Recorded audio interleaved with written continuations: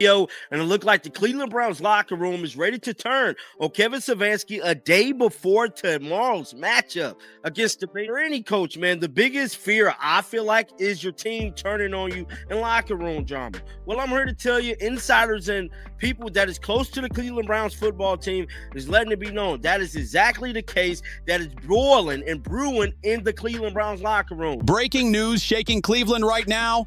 And no, this ain't about another Factory of Sadness headline. This one's way juicier. Word on the block is the Browns locker room is sizzling hotter than a summer grill, and it's all circling around Coach Stefanski hiding something about Shedeur Sanders. Players are allegedly flipping on him like lights in a blackout. Why? Because Shedeur's still not touching that field, and insiders claim the squad is brewing up a full-blown soap opera mutiny. Starting to get real ugly in Cleveland, man. Now there's been an article released about Kevin Stefanski losing the locker room and the veteran players eventually turning their back on the head coach. And we got a lot to unpack. Man, I'm here to tell you, man, the rumor mill is starting to swirl, man. We getting some new information out of Cleveland that the Cleveland Browns veteran players are about to turn their back on Kevin Stefanski. And is he losing control over the locker room? Now, we've seen this whole quarterback situation play out through the draft. Looks like the Cleveland Browns locker room just turned chaos into their new team sport. Coach Kevin Stefanski is now the man with a bullseye on his back. And this time, it's not about weak play calls, shaky defense, or even Deshaun Watson's roller coaster performances. Nope, the spotlight's shifted. There's a brand new star in this drama, and his name is Shedeur Sanders.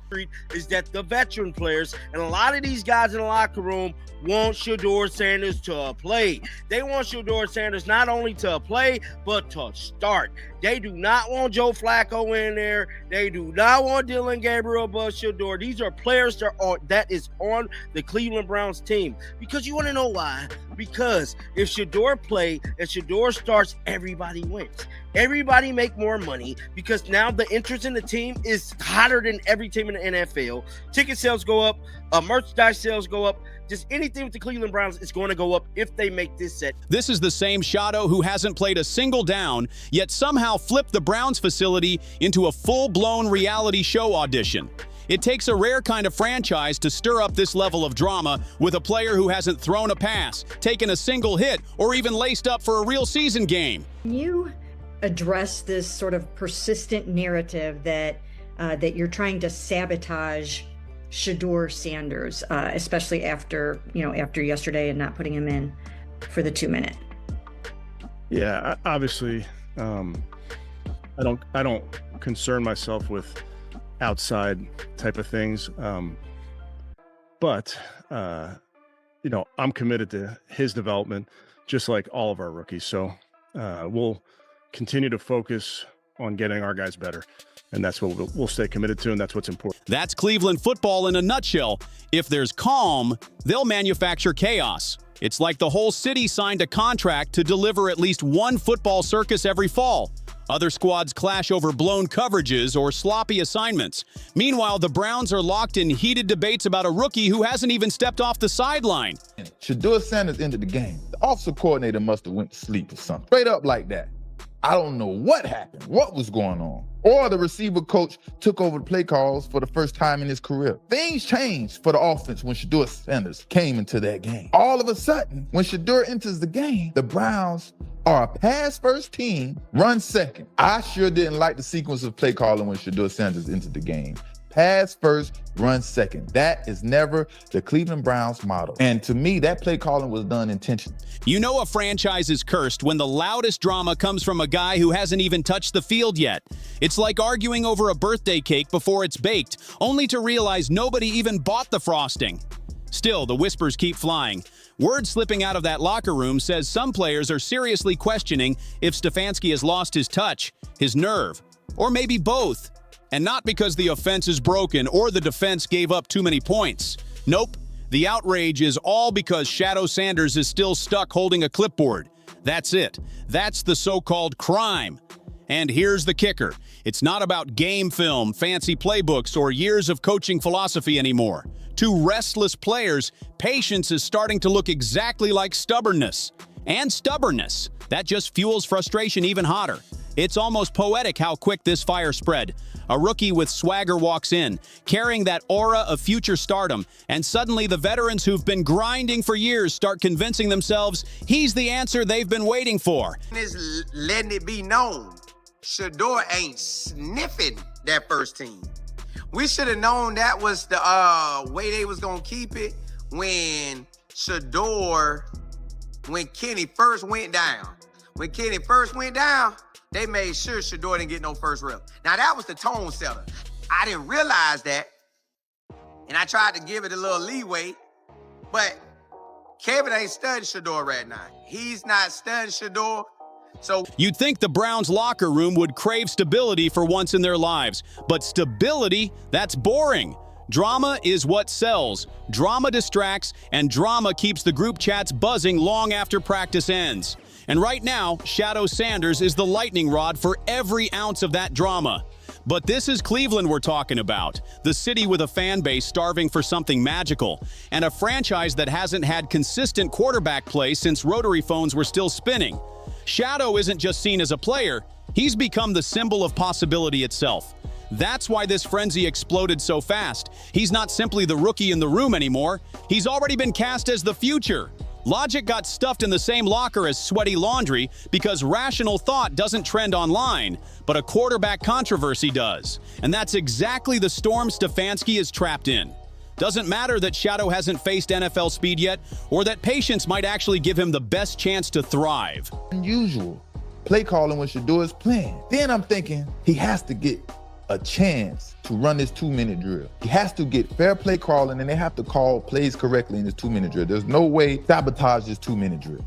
Then boom, he snatched out of the game. What logical reason can Kevin Stefanski have for snatching Shedeur Sanders out of the game for the 2-minute drill to put a young man they just signed from off the streets into the 2-minute drill that you 9 times out of 10 probably don't have any chance of him making the team? I was also waiting to see how Dylan Gabriel respond coming back from halftime, but he was snatched and Shedeur was put in with the bogus players. And right now, perception has flat out become reality, and that reality is buckling under the weight of wild expectations. The Browns never needed outside help to create tension. They've mastered that art through decades of heartbreak. But the arrival of Shedeur Sanders has sparked a brand new storyline, one where a rookie's aura already outweighs his actual experience, and one where a coach's grip on his squad looks shakier than ever. And honestly, it's not shocking. NFL locker rooms are fragile ecosystems. These are grown men locked together day after day in film sessions, cafeterias, weight rooms, and endless meetings until someone finally cracks under the pressure. Now you've got Shedeur Sanders sitting comfy on the bench while fans outside are foaming at the mouth, desperate to see him throw just one NFL pass. It's almost comical when you think about it.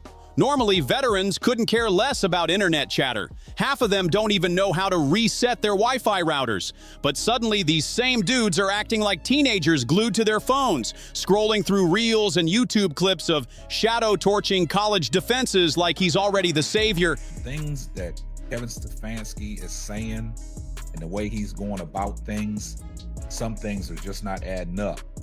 And Ryan Clark of ESPN basically exposed Kevin Stefanski this morning on Get Up.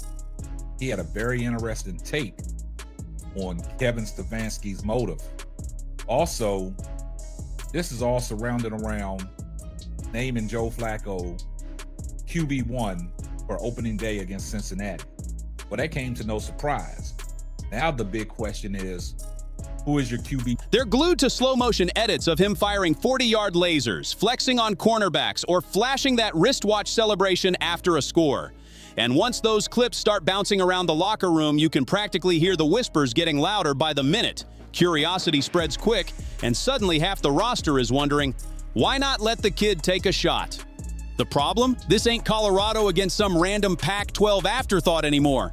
This isn't Shedeur dancing past undersized DBs who still look like they belong in study hall. This is the NFL. Grown men with mortgages, aching backs, and 40-yard dashes that look like cheat codes. These are defensive ends moving like Olympic sprinters, but hitting like refrigerators on wheels. And yet the players feel that energy, catch the buzz, and start convincing themselves that maybe, just maybe, this untested rookie is the magic bullet to save their season. Doesn't matter that the jump from Saturday afternoons to NFL Sundays is basically like going from karaoke night to headlining Madison Square Garden. In their heads, the script is already written. Shedeur Sanders equals spark, spark equals wins, and wins equals salvation.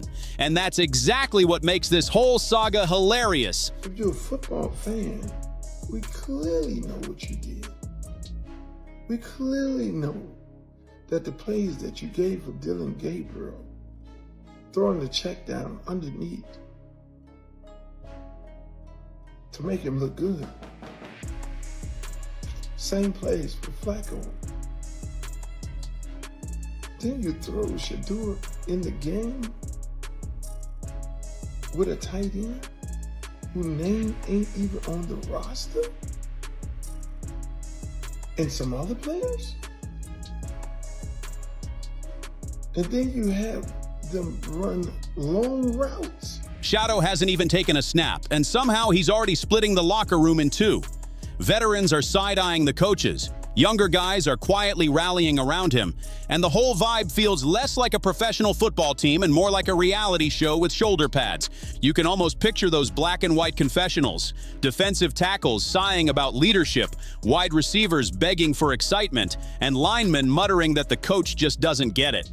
It's not outright hate for Stefanski, but hype has a gravitational pull stronger than any strategy he's preaching. Now, instead of sharpening game plans and dialing in execution, distractions are creeping through every corner of the building. Players are watching Shedeur highlights over breakfast, replaying them in the locker room, whispering about them in the weight room. That kind of buzz spreads like wildfire. And once it takes hold, no coaching speech or sideline glare can shove the genie back into the bottle. Sure, logic still lives on Stefanski's clipboard, but in the hearts of his players, hype already won the fight, and it's running the show now. Happening in the training camp, seen what's happening in practice, and we've seen what's happening in preseason. Now, all camp long, there's reports that was surfacing and people in the media talking about the treatment of Shedeur Sanders and also Dylan Gabriel.